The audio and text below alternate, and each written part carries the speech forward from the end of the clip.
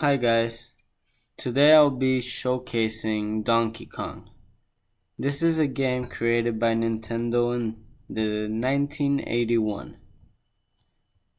The goal of this game is to climb along the ladders and the platforms without hitting the obstacles in order to save the princess. One thing I noticed directly off the bat, being a 21st century gamer and all, is how bad the graphics actually are. The low amount of pixels in the game makes it very choppy and not fluid as opposed to games nowadays. High definition really changed gaming for me. Being able to perform motions in fluid and dynamic motion is awesome. The characters are very simplistic also. They have very simple shapes and structures and even colors. Just because that's what the program could handle. That's how the first games were. Look at the princess, for example. You can tell she's a princess just because she's wearing a pink, simple little dress.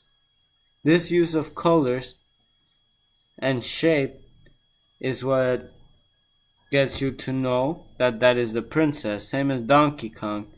You can see he's the villain throwing the barrels as blockers trying to get you to not be able to save the princess. Scoring in this game is different from most games nowadays though.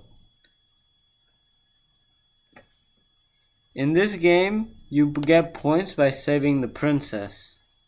Although there are still games that you play for high score, I would say that most games nowadays are more to beat the level, if anything. Like, if I was to pass this level, it's so that I can do the next one.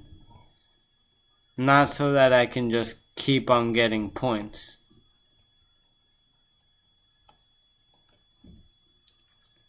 This is a tough game because there's not really much skill to it.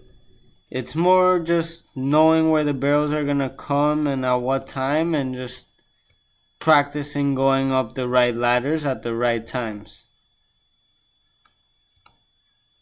I'm more into reaction type games where you see something or you have to react because of a specific action that happened.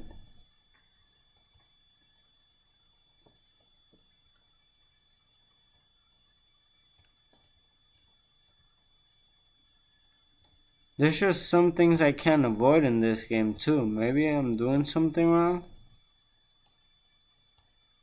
The instructions are not very great. But one thing for sure is that the scenario is simple.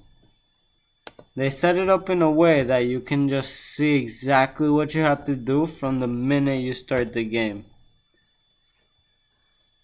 Oh, look. You start the game, you move Mario back and forth, you can go up the ladders, Donkey Kong's throwing obstacles at you, the princess is moving around indicating she's in need of help.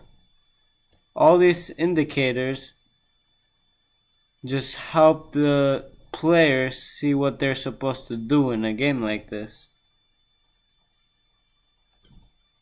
That's my 2 cents on this Donkey Kong arcade game.